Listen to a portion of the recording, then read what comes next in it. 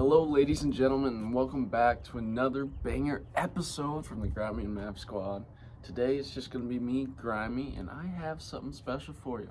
I'm going to let you inside on my knowledge of bass fishing. While it's not the most extensive in comparison to some of the other people in the world, I do have a few unique thoughts on bass fishing and a new maybe technique for you to try out. So I'm going to list you guys my 5 favorite fishing baits or lures, however you want to describe it, for pretty much any time of the year. These are my top 5 what's goated. So let's go ahead and kick it off with number 5.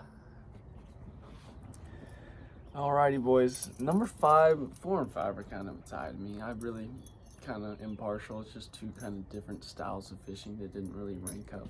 But we'll go put number 5 with the good old-fashioned spinnerbait. Now this one, it's actually kind of a frisky one, I might call it. Something I'm not typically gonna throw, but it just looks cool, and I've caught bass on it recently. So great lure for the spring, great lure for maybe some late fall once those shad kind of push in a little bit more, get to that warm water.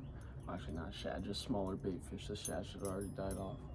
But I mean, in the spring, this thing's a killer. You're gonna catch them anywhere from 2 foot of water, and I even caught them down in 12 foot. You just gotta cast it out there, let it sink all the way to the bottom, just roll that thing all the way back to the boat.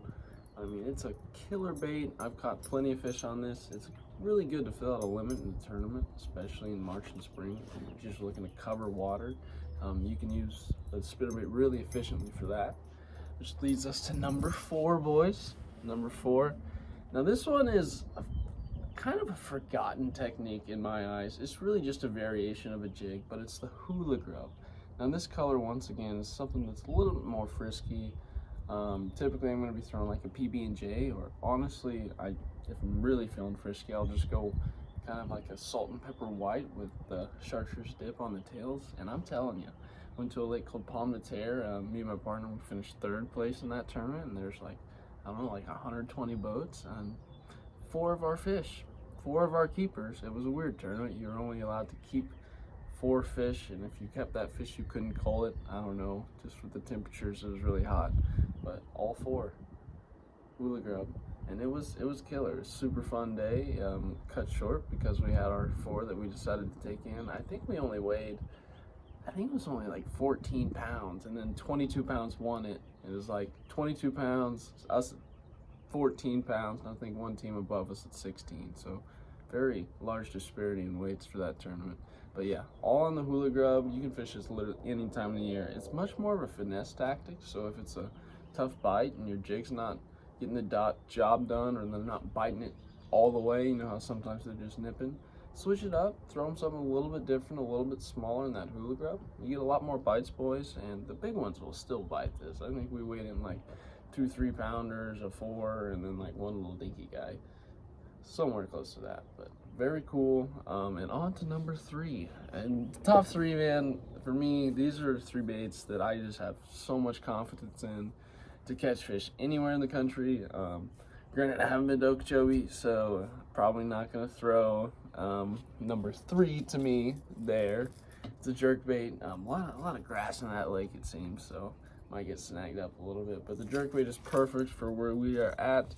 The primary lake that we fish is Table Rock, so it's very clean, clear lake for most of the year, especially in comparison to other fisheries in the country. But the jerkbait is super effective for targeting fish.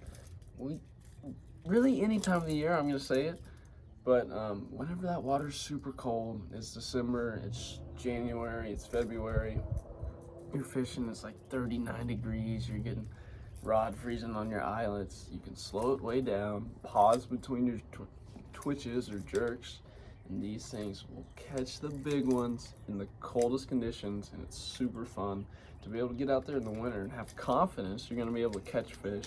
And this pattern translates into the spring. I catch so many fish on bluff walls, honestly.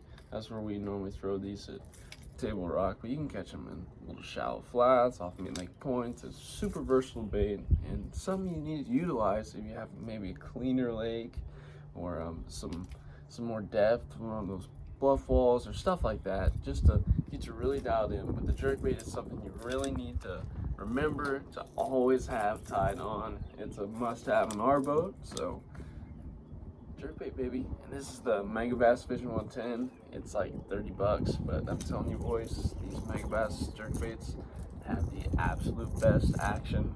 They do exactly what you want them to. Throw on a 6.6 duck it with the micro eyes, baby. And get a dial with the tuber to pair it up. Oh baby, looking good. And now on to number 2, 1 and 2.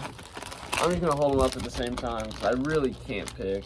I have the Zoom. These are the Speedworms. They're in green pumpkin, but realistically they're just brown, which I love.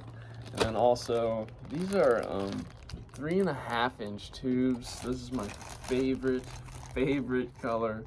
It's orange with some brown flakes, some salt, and then there's also that green flake in there as well.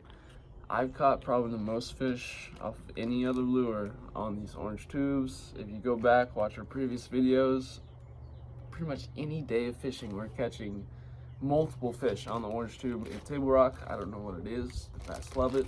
No one else really throws it, or at least not as often as someone just throw like a PB&J jig. I'm not knocking it, but I'm just saying something different. Smallmouth love it.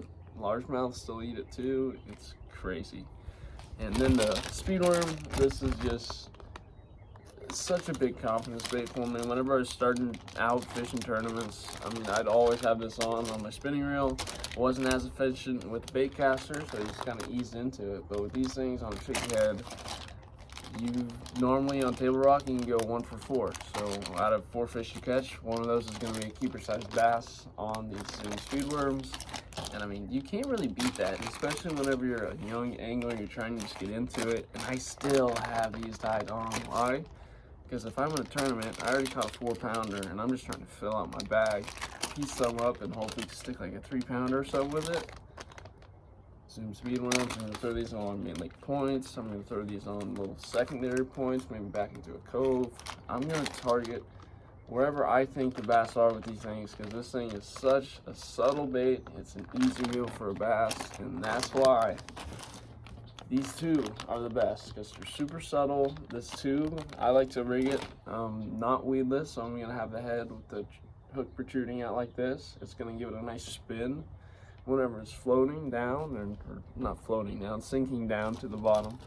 But yeah, these two baits, they're just different, or I mean, this isn't different, but the tube is a little bit different, and this is just such a confidence bait for me. So number 1 and number 2, I can't really pick.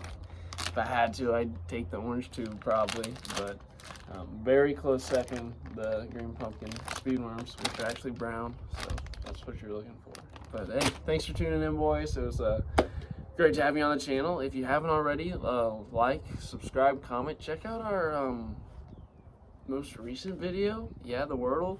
It's getting disrespected, but also prior to that, the 36 bass on Table Rock Lake. We went out and had a great time, boys, and I think we're actually planning to get out this Sunday. Bass boat might actually be back in action. You have to stay tuned to find out. We'll figure it out, and stay tuned for more bangers, boys. Peace